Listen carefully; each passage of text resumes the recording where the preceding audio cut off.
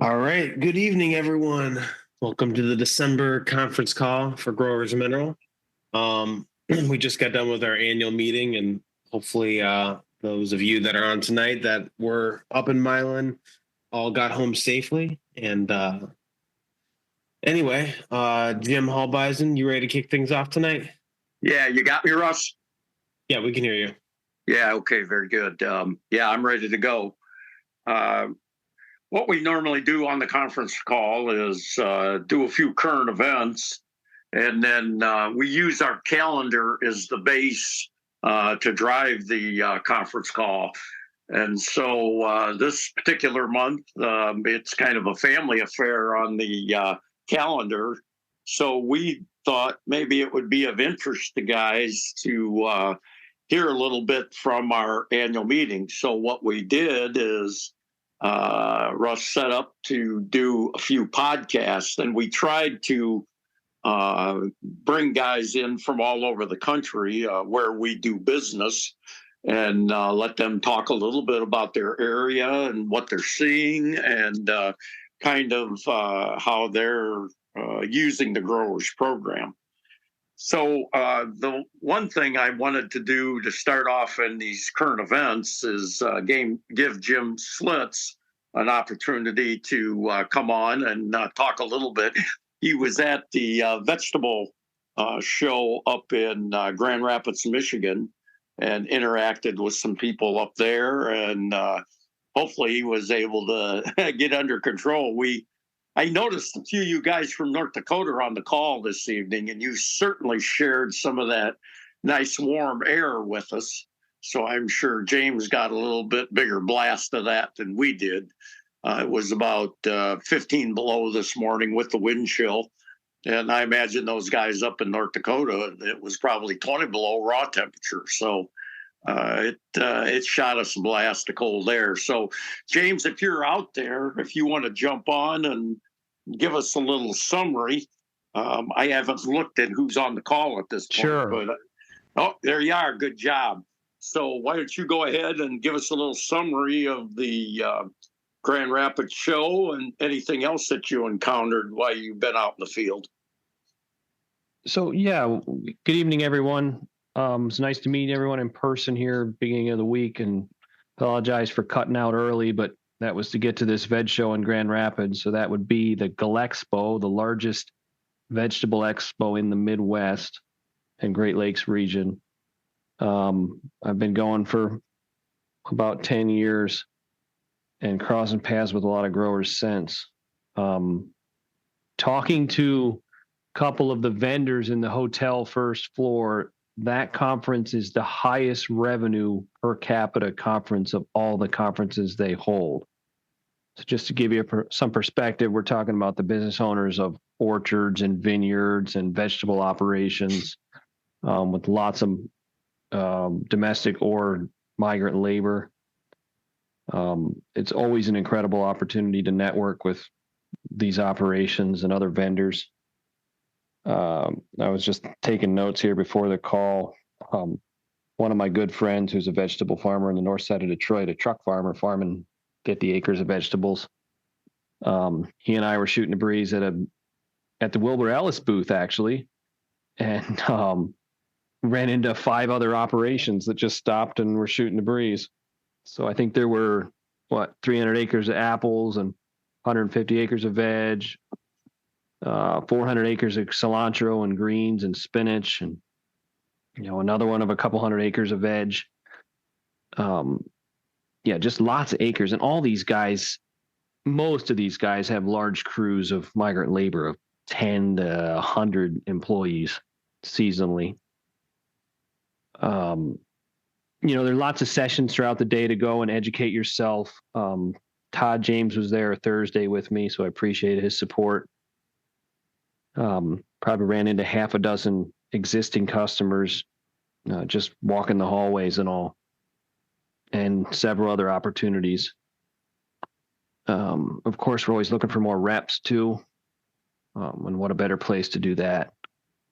Lots of discussions this year about, whether it's celery or potatoes, greens, food safety discussions. And then some of these operations have a lot of focus on agritourism,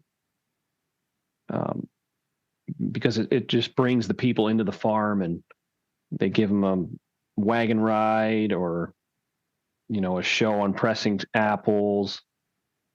There's just always a lot of creativity in these operations to market, whether it's digitally or just on the farm, the tourism experience.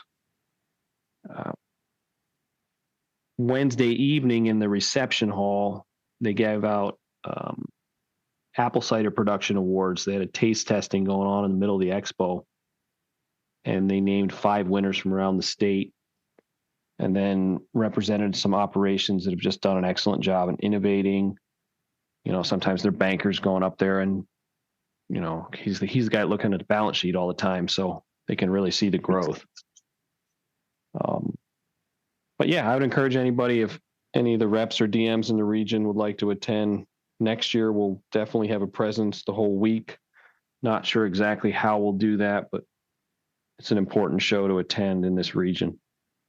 Weather came through, and it was whiteout, or not whiteout conditions, but pretty heavy snow Wednesday evening for travel there, and then into Thursday morning. So the roads were a little rough for the first 30 or 40 miles leaving Grand Rapids, but it smoothed out once we got to the center of the state. Certainly not North Dakota cold, but winter hit in full force. But yeah, and good opportunities for pesticide applicator credits or certified crop advisor credits. Just tons of opportunity there. So with that, I'll pass it along. Very good, James. Hey, I appreciate it. Russ is telling me he's got about 51 minutes of podcasts for you guys to take a look at. So I don't want to infringe much on that. The only thing I want to talk about a little bit, the WASDE report was out on Tuesday, and they cut the corn carry pretty good in the U.S. and nation or around the world. And there was quite a bit of strength in the corn market, and that was dragging soybeans and wheat with it. Then that kind of came to a screeching halt yesterday, late in the session. So again, they elevated the ethanol usage in the U.S. Soybeans are still struggling because they think Brazil's going to have a very heavy crop, and that the Chinese are making a decision to go in that direction. So again, that kind of put the damper on, and we've looked at a few negative numbers. It was negative before we started up tonight, so just wanted to kind of fill guys in on that.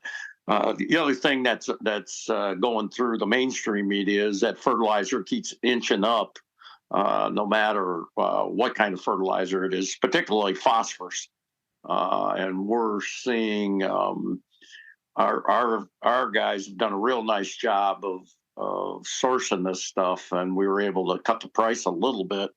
But it looks like going into the future, with this Trump administration, we're going to see maybe some pushback from the Chinese, which are a very big supplier of phosphorus. So we're in good shape for 25, guys. We don't think there's going to be any problem there. Supply, we think we're in good shape. Guys work real well with our vendors to get them to honor contracts. But we just don't know what 26. That's a long way away. But again, it's just something to keep in mind for you guys. The other thing is the heads up in the cattle market. Cattle have been on fire here for a while, but they have this Mexican screw worm situation where they have basically cut off imports from Mexico because of the screw worm. And some of these prognosticators are surprised the market hasn't caught more fire at this point. So that's just something for you guys that are in the cattle business to kind of keep in mind. The numbers are just not there. We're seeing all these heifers come in the market, are going into the feedlots. So it looks like the cattle thing should hold here for a couple of years. Some guys are saying as far as 26. So again, for guys that are looking to jump into it, it's going to be expensive. So it's a pretty good risk. And some of our cattle guys that have been in it a while are just saying the guys that have been in it a while are a little reluctant not to take this to take these benefits that they're seeing right now, and a lot of our dairy guys are capitalizing on it too.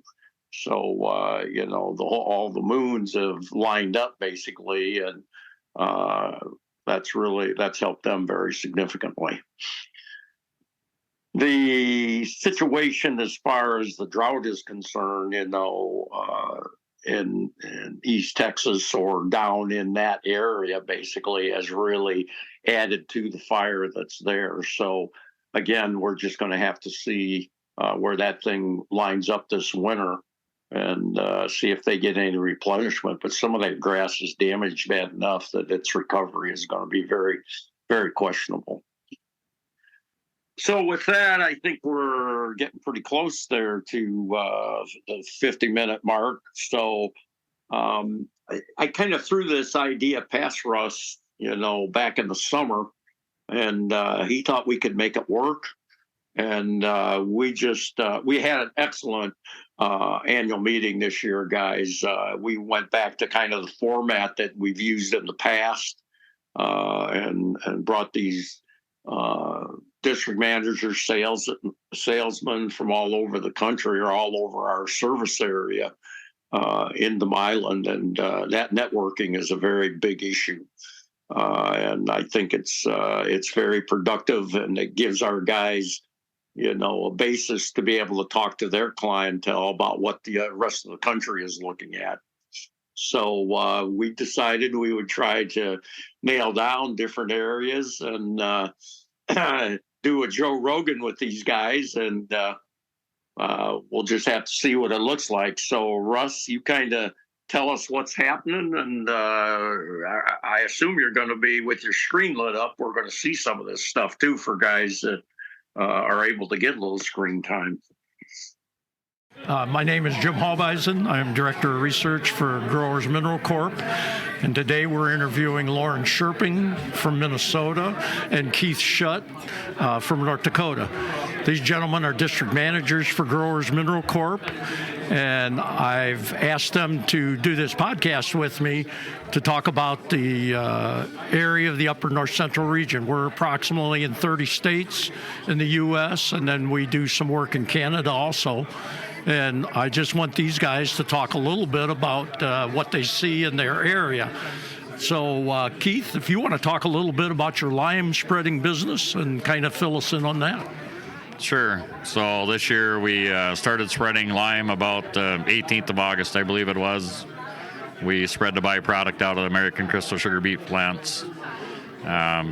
We apply 10 ton to the acre.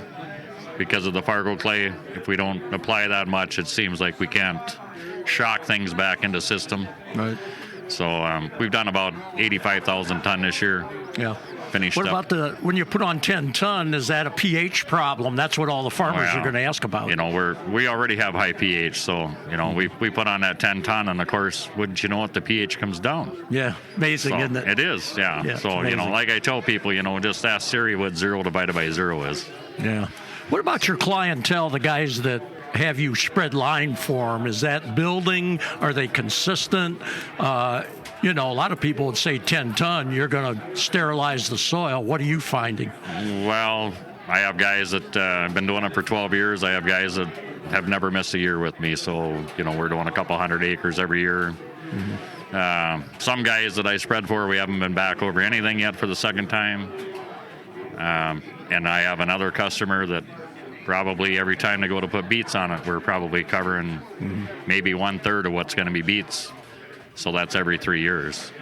What are the crops you're raising up there, basically? Sugar beets, wheat, spring wheat, hard red spring wheat, canola, soybeans, edible beans, dry beans, potatoes, corn. Tell guys geographically exactly where you're at. Very, very northeast corner of North Dakota. So we're 30 miles north of Grand Forks in the Red River Valley. How far from the Canadian border? We're 60 miles south of the border. Okay, Lauren, you're up next. Lauren's from Minnesota, and he wants to talk a little bit about, he's been with growers for a fair number of years, and you want to talk a little bit about your customers. Yeah, I live in central Minnesota, just west of Minneapolis, St. Paul. I had a lot of, I shouldn't say, I had a lot of dairy farmers, but some of them quit because of the herd size and the age. So they kind of retired and are grain farming now. So, but yeah, a lot of those customers put lime on and stuff, and it worked real good. They were all feeding it to their dairy cows and everything else. So it was a good mineral source. What are your customers, as far as Keith's guys are putting on about 10 ton? What would you say is the average for your guys when they apply high cal lime? A lot of them will put anywhere from 2 to 4 ton an acre on a year. Yeah. You know, some of those guys got 35 ton on in the last 30 years. You know, So would you say your area is more row cropping, or you still have livestock farming going on? no, a lot of dairy farmers have gone to beef or feeding out cattle right now, and you know, that's pretty much. That's a what very interesting business. What are you seeing in that beef business? Boy, guys say it's pretty good right now. Right, yeah. Prices seem to be creeping up a little bit. They gone down a little bit, but they creeped right on back up again. So Sure. it's been a good market for. So what about the crops? What kind of crops are you looking at? Mostly corn, soybeans, and alfalfa, and very little wheat. Some wheat, but not that much. We were talking a little bit earlier about the price of land. What are you seeing up there with the price of land? Well, it just keeps going up. It was at $10,000 an acre for quite a while there, and now it's creeping up towards $12,000 an acre. So feasibly, you can't come out on that anymore. Yeah. So I don't know if it's investors or what are, but it seems to be just creeping up slowly. Is what's happening there. You know. Keith, what about you guys over there? What are you seeing? I think last month, the highest was sold just west of me. I think it was just short of 18,000 an acre. Yeah. It's unbelievable. So what do you guys think, where's this taking agriculture per se, in your opinion, as far as how are these young guys ever going to get started with this kind of price of land? I honestly think there will be a correction. I think there's going to be a crash in Eventually. the ag economy that's going to reset everything, I believe, Yeah. in my opinion. But Right. Yeah. What about that, Lauren? Yeah, I think it's going to have to be something like that because we can't sustain these land prices and come out with the grain prices that are today. Sure, beef is good, but how long? Yeah, right. How long is that going to be that way? So, you know, I think... So can you comment a little bit about the dairymen that are raising these beef animals? You know, they call it beef on dairy per se. Can you comment a little bit about that, about what guys are doing?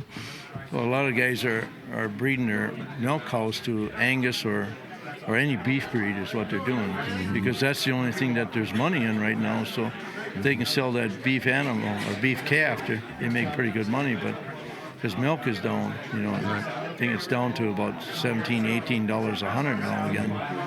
So a lot of them are telling me that that's the only way they can survive is breed these cows To beef animals. Beef basically. animals. Do you know anything about what they're doing with those animals then? I'm under the impression that they're taking them to guys that are feeding them to a certain weight, and then they go on as a fat cattle. Right, yeah. There's some of them that if they got the facilities, they'll feed it out themselves. I got you. Because a lot of these farmers got enough grain to do that, you know. Yeah, I gotcha. So I got one particular customer that was milking 110 cows, and he sold 50 cows off, and he's feeding more feeder cattle. That's what he's feeding, you know. So, but yeah, it's a changing world out there. Yeah, for sure. Thanks, guys. Appreciate it. Yeah, thank you, Jim. My name is Jim Halbeisen. I'm Director of Research for Growers Mineral Corp., and we are at our annual meeting this year. And I have two gentlemen from the South. Terry Norris is from South Carolina, and Daniel Weaver is from Georgia. And they want to give a perspective to Midwestern farmers about Southern agriculture. So, Daniel, talk a little bit about the guys you work with, what kind of crops they raise, and what you think is the biggest misconception that a Midwestern farmer has about guys that farm in the South. Okay, well, I have a wide variety of farmers, different crops. I have like peanut farmers, corn farmers, soybean farmers, cotton farmers, fruit and vegetable farmers, pecan farmers. I have just about every kind of farming that there is. These people have all kinds of ideas, but when you talk to somebody from the Midwest, they don't understand what we do down there. We deal with 100-degree weather, we deal with drought, and we deal with too much weather, which you do in the Midwest too, but the South is worse because it's so hot. And it's just, we have a lot of sandy soil. The same field can have red clay. The sandy soil, the nutrients can just go out the bottom. The red clay, we can put a lot more lime on that. We love to put lime on even the sandy soil. What about your livestock farmers? Have you deal with livestock farmers? Oh, too? yes, we deal with livestock farmers. And I was telling somebody yesterday, and in the Midwest, you don't see this as much. In the South, we have sandy soils, and we can fertilize half of it with the growers program, the other half commercial. But it looks like the growers program's not doing anything. But if you go out there and pay attention to it, your cattle are spending all their time on the grower side, and they keep it trimmed off. Sure. And so it gives a misconception of that. Our soils don't hold the nutrients that you do in the Midwest, so we have to deal with that. So you talk a little bit about the calcium aspect, and you're looking for high calcium lime in the South. We were talking a little bit about aragonite here a couple of conversations ago. Can you comment a little bit on that for me?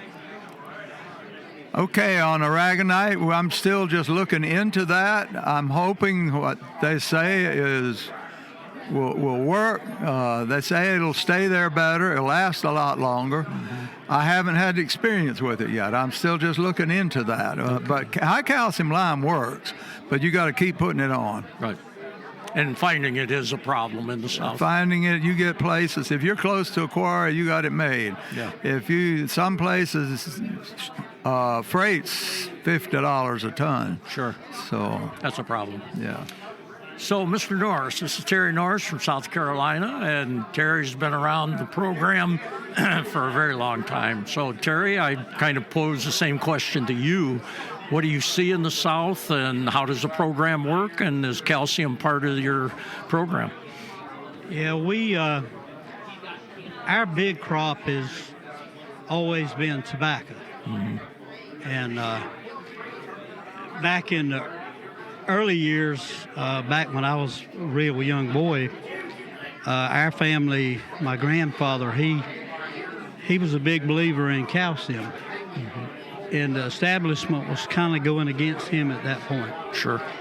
And as I got into agriculture myself, we got away from the calcium. And I started to work with growers, and their program was big in calcium. So we started going on our farm with the calcium, with the backer.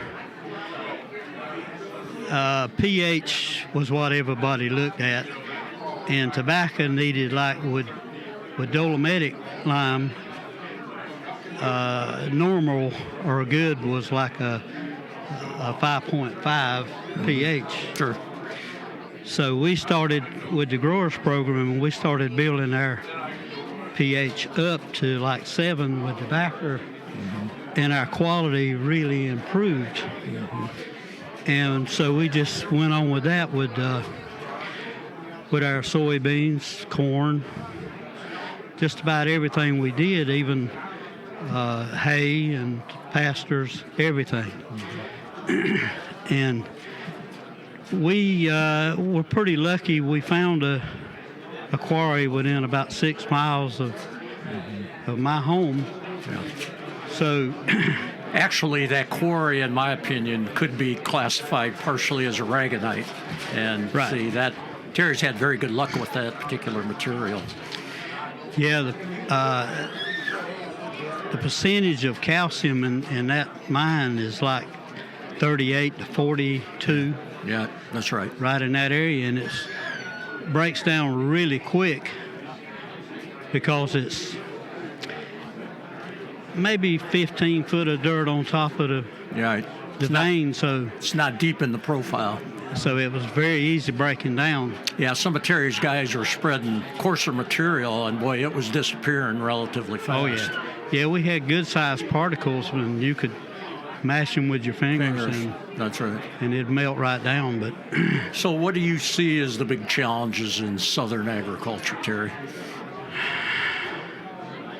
I think getting away from these chemical fertilizers, too much chemical is harming what we're trying to accomplish, trying to get balance in the soil. And the calcium, in my opinion, is the answer to that. Sure.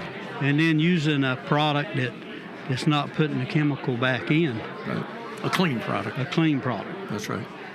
Daniel, comment on that. What do you think is the biggest challenge for southern agriculture, in your opinion?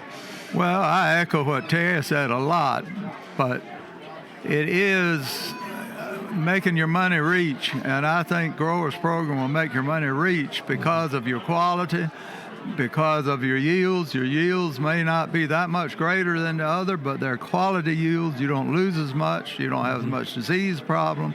Right.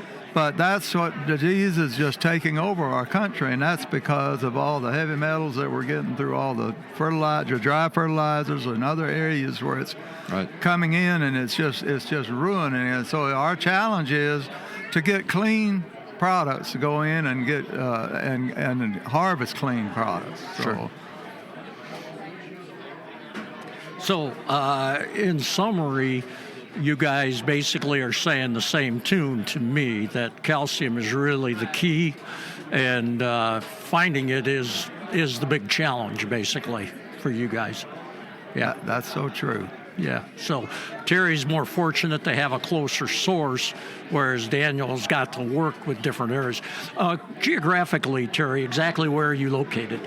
I'm about 20 miles inland from North Myrtle Beach. Okay. Right on the North Carolina line. Right on the line. Yeah, you're doing business in both North and South Carolina. Both states. Right. Daniel, where are you located? I'm right in south central Georgia, about 2 hours south of Atlanta, and but I do 5 states, so I scatter myself out too far. Right. You're working in Georgia, Alabama, Tennessee, Mississippi, and South Carolina, part of a few counties. That's right. These guys actually butt up against each other, and that works out well because these guys are using the same approach, and as a company, that just. We feel it's a different style of agriculture, and we need guys from the local areas to really rep for us, and these guys have done a great job.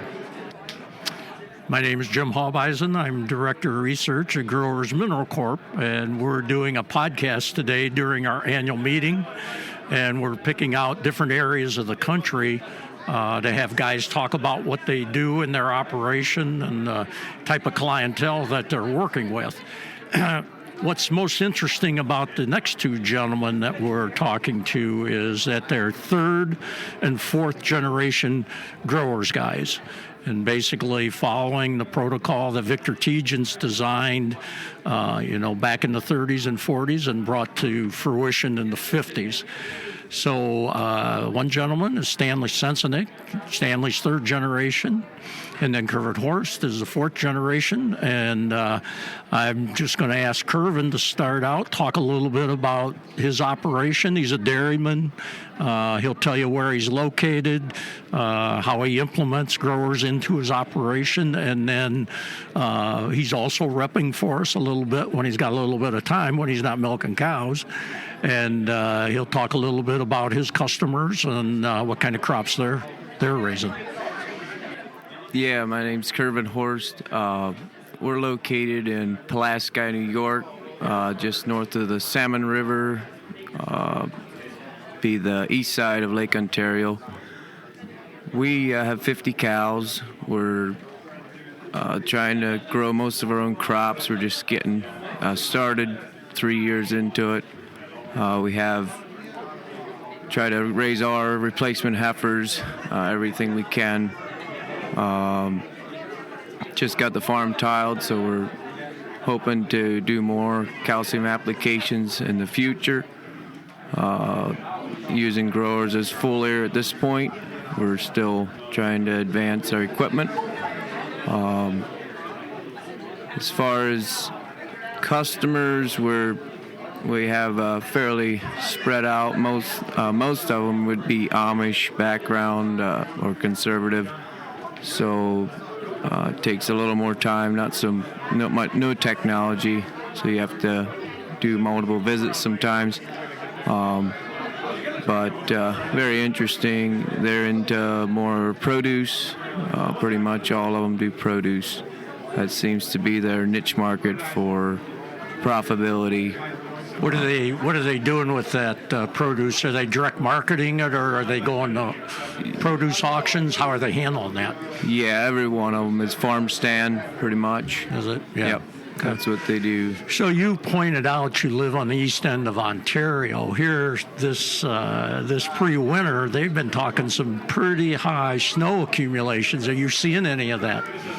Yeah, we were feeling pretty good. We got spared for most of the winter so far, and then just 2 days ago, or 3 now probably, we got our 2 feet in one night. So yeah, we got our snow. This young man is quite a manager, because when we were visiting his farm last summer, he was picking rock, and he was wondering if we were up to picking rock with him, and we kind of passed on that side of the equation. Next gentleman is Stanley Sensenik, and Stanley's third generation. He'll tell you where he lives and what he's doing in his operation. Before I go to Stanley, I want to ask Kervin another question. We've got a lot of guys that are showing interest in this beef on dairy situation, where these guys are breeding, their cows with beef animals, and they're saying this is quite a nice income for them. Are you seeing that up in your area, and are you doing any of that? I haven't got into it too heavy. I do occasionally on a tail ender cow that I don't really want anything good out of. Mm-hmm. Very profitable. But yes, I've seen not so much in our area. Most of our farmers are just all about expanding, 2, 3, 4,000 cows. So a little farther south, it is the rage, definitely. All heifers that you want out of certain cows, and then beef on the rest. That's for sure. Where do those animals go? And can you tell me, the size and what kind of price are they talking with these animals when they sell them? They get about anywhere from $700 to $900 a lot of times. Not long ago, it started out around $200, so a huge increase. I'm not sure. I think most of them hang around the local areas till they're about 400 pounds, and then they go west, I believe, to feedlots.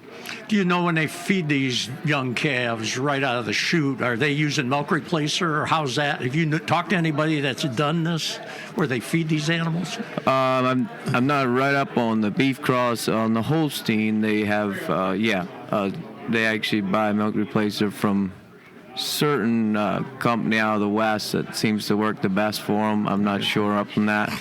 And then they do an interesting thing after that. When they hit 200 pounds, some guys get them at that stage, and they'll feed them just straight corn with 25% of a special pellet. They won't tell us what's in it, but you think there's got to be roughage or something in that pellet in order for their room in the work, or what's that? No, the corn is not cracked.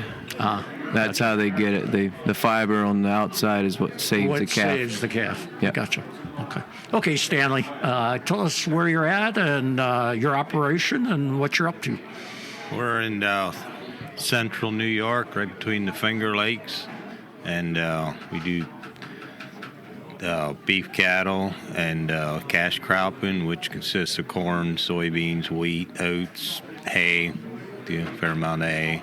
So I like the diversity, try and build the soil health and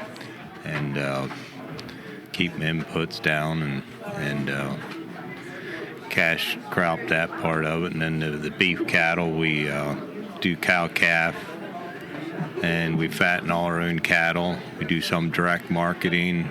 We do all natural beef, no hormones or antibiotics or anything of that sort. So that's a market I'd like to capitalize on more in the future. How's that working for you? Is that expanding for you, or? I haven't put a lot of effort into it. It's more locally. It's expanding some, but I got to put more effort into the marketing part of it, get into the more urban areas. And Do those people seem to respond to that? I haven't tried it real hard. I mean, so far we're selling to mostly local people. Yeah. Sure. So I think there's a huge potential there. I just got to put some time and effort into it. So talk about your liming approach and what you're doing with the growers as far as how you use it. Our goal is to get 10 ton per acre per lime per acre, and we've been in the rotation. We put the lime on in the summer after wheat. So through my rotation, every field, every 4 or 5 years, it gets another application of 2 ton of lime, sort of like a maintenance lime. And in the growers, we put it in the furrow and do the foliar feed on the corn and the beans and the wheat. So it's been working out real well for us. On the liming side, are you trying to incorporate your lime? How do you do that? You put it like on wheat stubble and rip it in? Or Yes, what's that I deal? do. Yeah, I always try to incorporate the lime. I put it on wheat stubble. This summer I did some. I put it on wheat ground, and I put manure down and lime, and then I worked it in.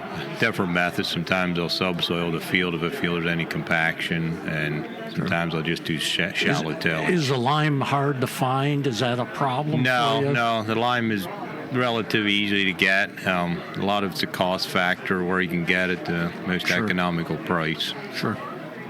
Trucking seems to be the problem Yes, for most it guys, is. It I would is. say. New York lime out of the quarry is twice the price per ton in the quarry as Pennsylvania lime, but then the gotcha. trucking takes the difference up. So Sure. it all comes out to it's a matter of what type of quality or what type of lime you want. So. Thank you, gentlemen. I appreciate it very much. My name is Jim Halbeisen. I'm Director of Research for Growers Mineral Corp. And at our annual meeting this year, we are doing podcasts with several of our district managers from various areas of the country. And they're talking about their own farm operations and their customers' farm operations. And then they're going to talk a little bit about what they see in agriculture, so you'll know where these guys are from and kind of get an idea of what's going on. So, Marty, why don't you lead us off? Tell us something about your operation and about your customers and where you're located. I'm located in southwest Indiana. That's about an hour from the Ohio River, just a little bit northeast of Evansville. Got a cow-calf operation of my own. I direct market all of my beef directly to customers off the farm. I grass finish all of my cows. I don't feed grain at all. I don't medicate, don't vaccinate, don't use veterinarians, and have got far less health problems now with the growers program than we had years ago. My dad brings that up once in a while. It's kind of nice to have him around yet. He's 84 years old now, but he's still out there kicking, still moving cattle for me. I got him on rotational grazing, and he's always out there on the gator moving things around. Once in a while, he'll just come up and say, hey, we haven't had a problem with pink eye in quite some time. I'm like, oh, yeah, that's right, we didn't. Excellent. But customer base and a lot of row croppers, a lot of livestock's pretty concentrated in my area. We got turkey guys, chickens, laying hens, roasters, you name it. But row croppers are the main guys that I'm working with. I got a good peach customer that has educated me a lot on peaches and what growers can do for you, and frost protection and keeping them blossoms from getting frozen late season free. We've had several articles in our solution about that particular operation, and actually our 25 calendar, the picture in January is from his operation or his daughter's operation. You want to expand on him a little bit? That'd be great. He came to us at the Farm Machinery Show in Louisville. I had spoken to his father years ago and talked to him about growers, and right away his father said, a peach tree has a waxy leaf and you cannot get anything in through the leaf. And And Jim kind of rolled his eyes when I told him that, and he's like, yeah, that was my dad. But he got on board with us, and that first season, he had about half the rate that I would have liked to have seen him have, but went through a 23 degree, or around 23 degrees for almost a 12-hour duration, 2 days in a row. And he said it should have been toast. There should not have been anything there. And the next day, he was a pretty grumpy guy to talk to, but a couple days later, he started saying, hey, I'm still seeing some good buds out here. And he took a full crop off of there that year. And excellent. He ain't looked back since. He said he's a grower's customer for life. That's what we like to hear. That's what we like to hear. So, Jerry, I'm going to open up with you, and you tell us a little bit about yourself and where you're at. Yeah, I'm from central Missouri, down in the Ozarks of Missouri. We have some very rough soil to work with. The joke in our area is our topsoil is like one stone upon the other. So that's the kind of soil that we have to deal with. We do have customers scattered from some in southern Illinois all the way into Missouri, some in Kansas, eastern Kansas. So, we hit a broad range of people. We've got some with grapes, taking a freeze, like Marty said. They take a freeze quite well and still have a crop left over at the end of the season. So we do see a lot of that happening. We've also got greenhouse growers. Here at the annual meeting, they've been talking about this greenhouse. It's using fish fertilizer with very little fertilizer in it, and it's amazing what can happen when you get into those situations, because when you get your base saturation of calcium where it needs to be, an available source of calcium, we went to the grow pots, added calcium and biochar, if you will, and have used very little growers and have extended their shelf life over double just by doing those couple things together. Sure. You're going to ask me about biochar. The biochar that needs to be used is a biochar that's created in a vacuum environment. You need to know what the feedstock is, which needs to be a wood-based biochar, and created in a very high heat situation. We need to see it well above 1200 degrees when it's made, so all the organic volatiles get burned off, so we don't have any of that left over. Now we have a high carbon product as biochar. Going a little deeper, we need to see it at about 80% carbon, and we like to have close to 1,000 parts per million of active carbon when we take it to a test lab. So biochar is very helpful used correctly, but coupled together with the growers program, we can take things to a completely new level that we haven't seen before. When I was interviewing Daniel Weaver, he was talking a little bit about aragonite, and I know you've kind of messed around with aragonite. Can you chat a little bit about that with us? Yeah, so aragonite is a very available source of calcium. There's El Cheapos out there just like there is in any business. Aragonite's a negative charge calcium. Works very well, and it's all plant available. We also, the one that I've tinkered with is mined out of the ocean. So it's a renewable source. It's grown from the microbiome in the ocean. And being it's a negative charge, it's 100% available to what we have, and a 40% base saturation of what we're using. So yes, that has worked out very well for us in a lot of different applications. When you're doing the biochar, do you affect your calcium levels at all? Or are you still looking at the same kind of calcium level we're running now? We actually have aligned with the company that we get the aragonite from has aligned 100% with growers on saying that calcium is the key to moving everything that we need. Sure. So they have tinkered with biochar, have a lot of biochar use. So no, we do not back down on calcium levels at all. In fact, that's very crucial.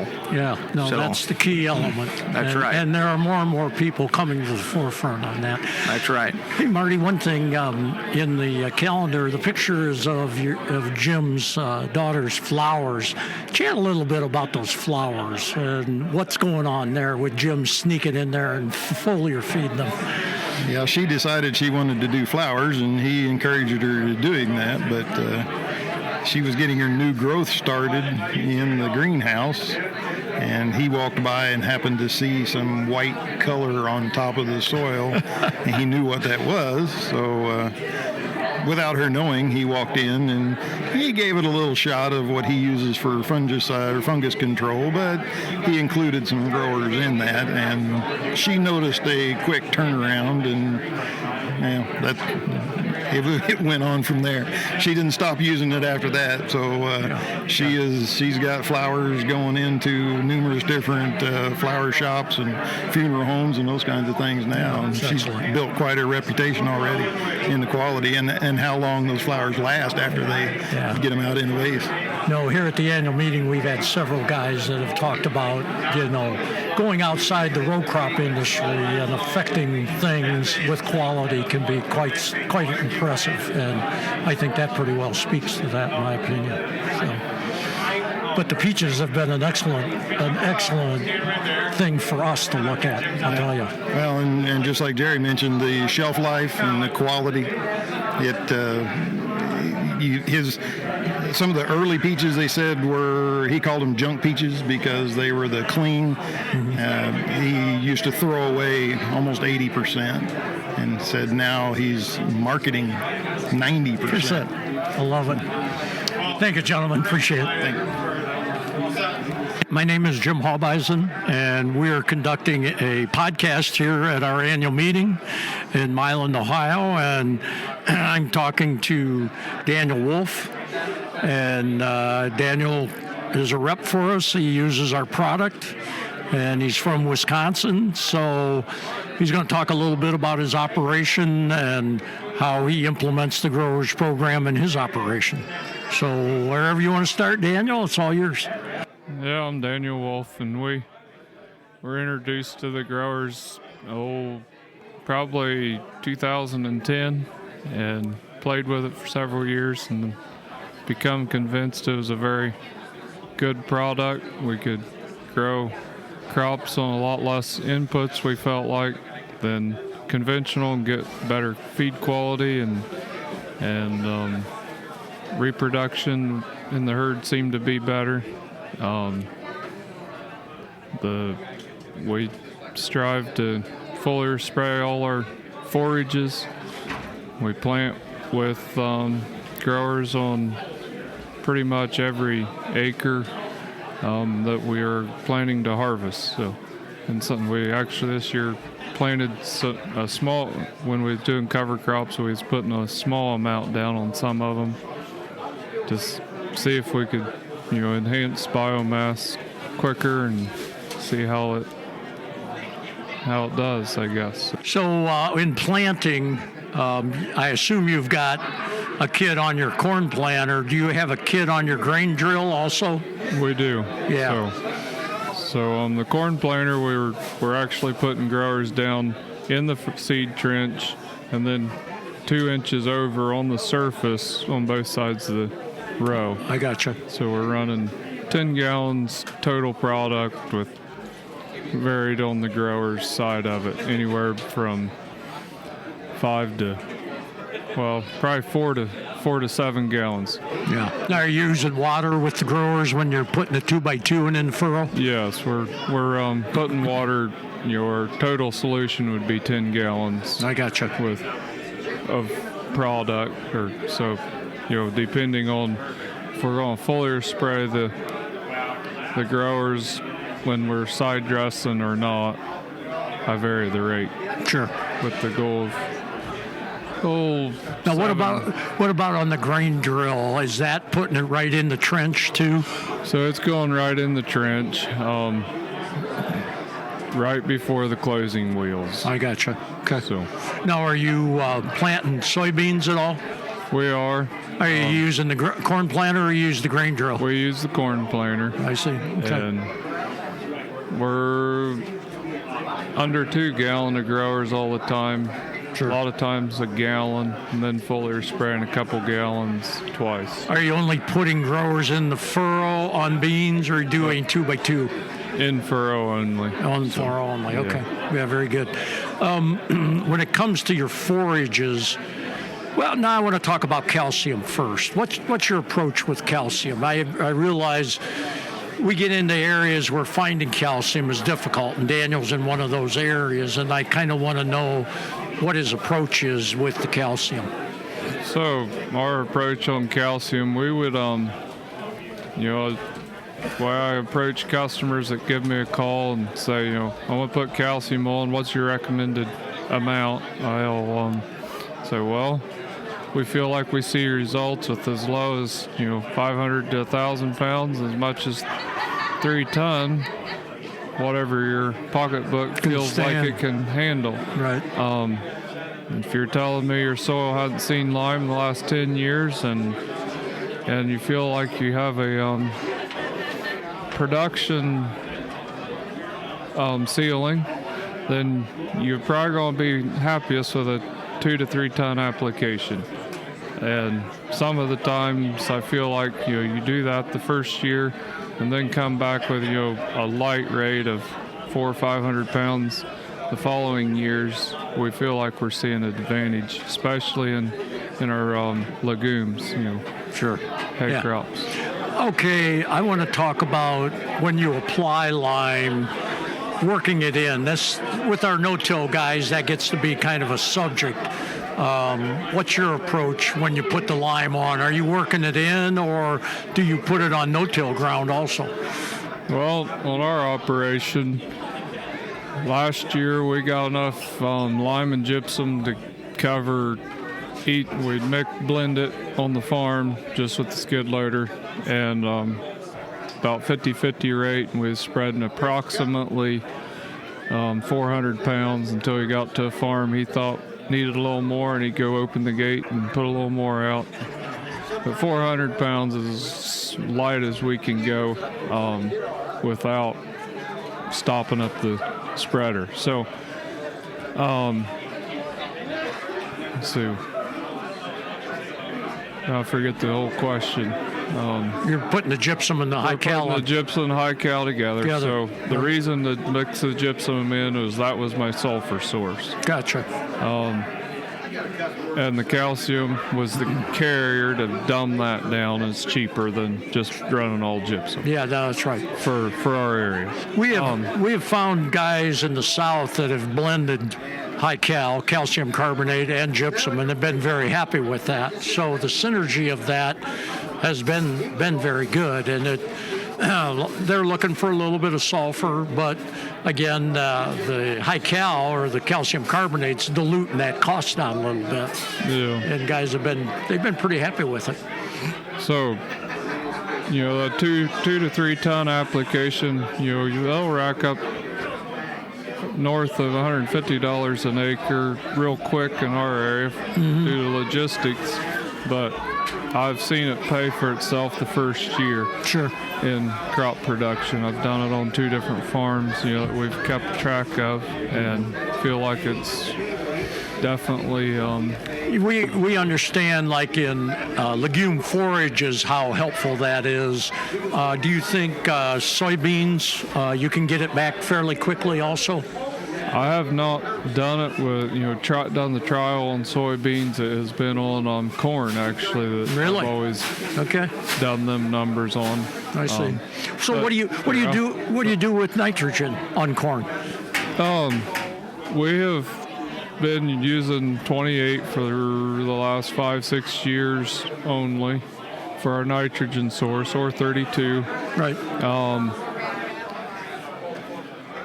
My goal, I take into account if it was legumes the year before, I take into account manure application, and then I add 28 to hit the 130-40 unit benchmark has been my approach.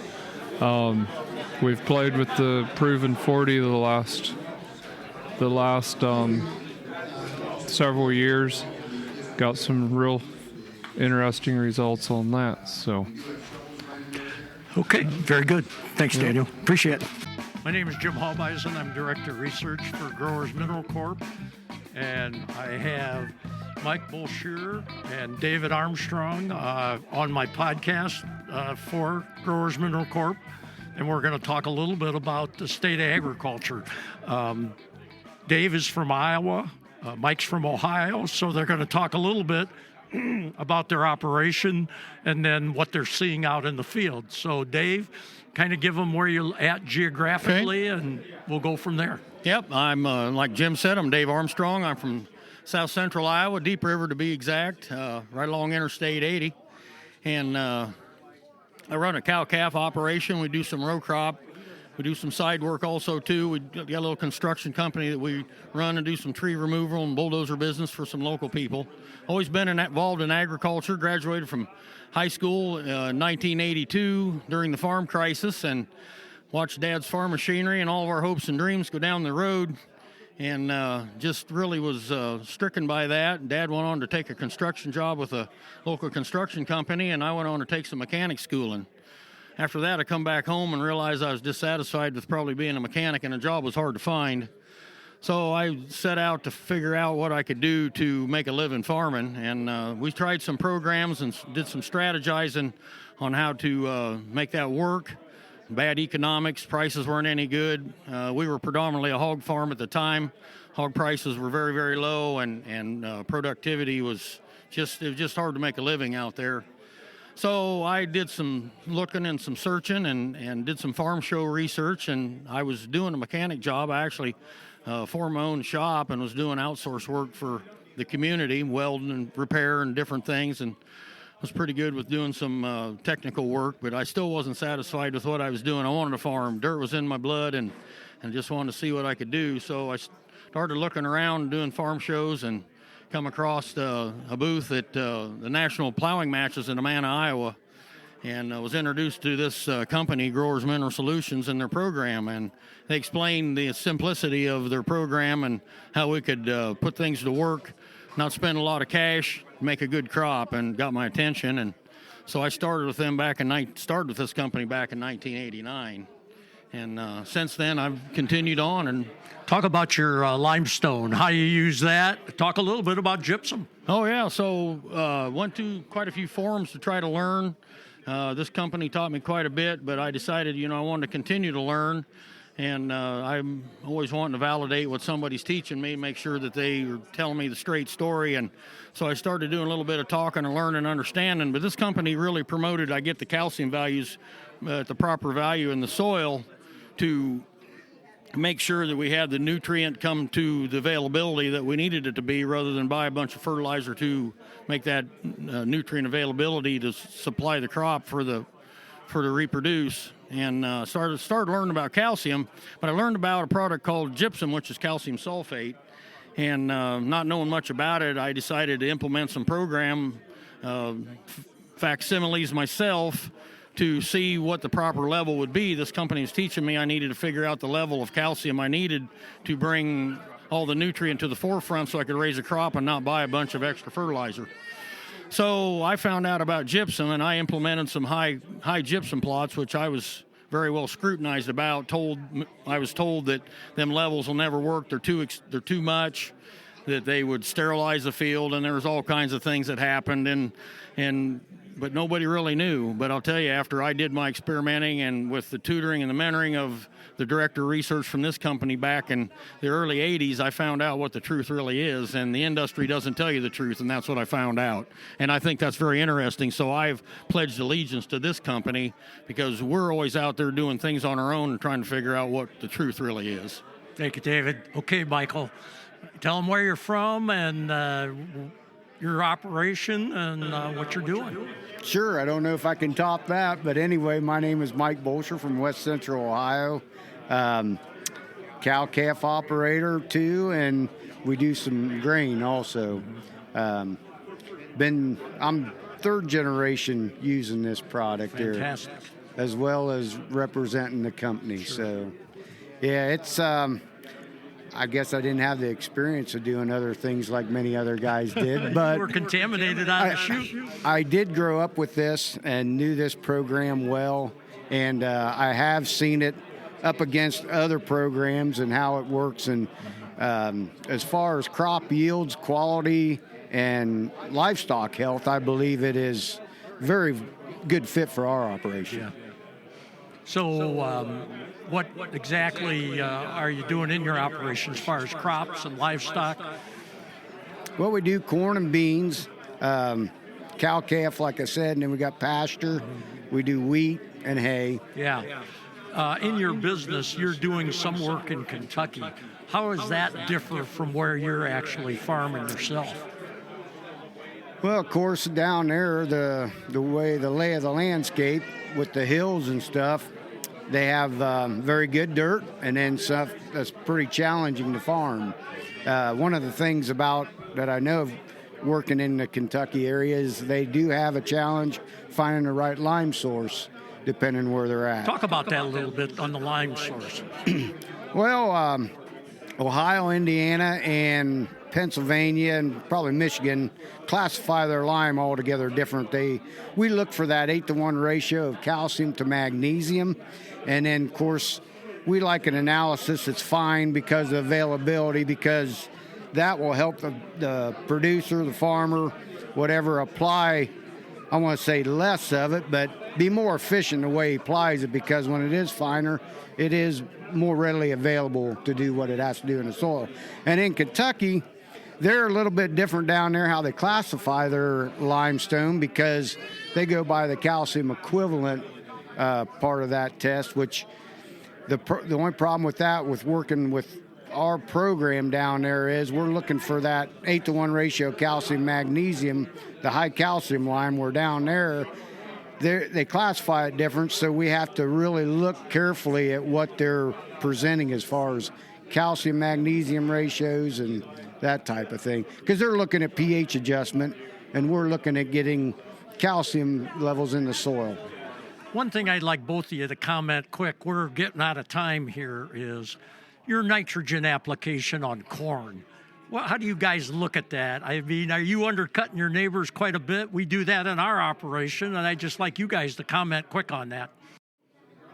Yeah, I mean, for us in our area, typically most farmers will put on 180 pounds, and they split that up with some at planting and then some at lay-by, where we're just putting the product itself on in furrow and then coming back, say, a foot tall or 14 inches in that neighborhood, and side dressing 35 to 40 pounds. Yeah.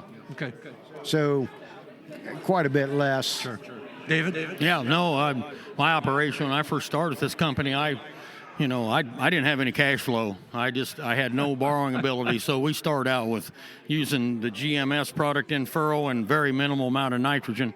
And as I grew and understood that, I increased my nitrogen input by the value of the crop that I got, so the response that I got for the dollar in, the dollar out, I wanted $2 back for the dollar I spent. Found myself at a plateau between 90 and 135 units of N on an annual basis. It seemed to be, in lay there quite a bit, so I managed that. I usually roll it on in furrow. I go 5 to 7 leaf stage, and weather permitting. But no, I just really understand and believe now that when you bring, the soil values to what they should be by the use of the calcium that Mike talks so well about, that we can really reduce that nitrogen input. Absolutely. Thanks, guys. Appreciate it. Yep. Thank you. This podcast has been brought to you by Growers Mineral. Please visit growersmineral.com. All right, that's everything we got tonight. Jim, do you have anything else you want to close out with? You still got me, Russ? Am I still on? Yeah, we got you.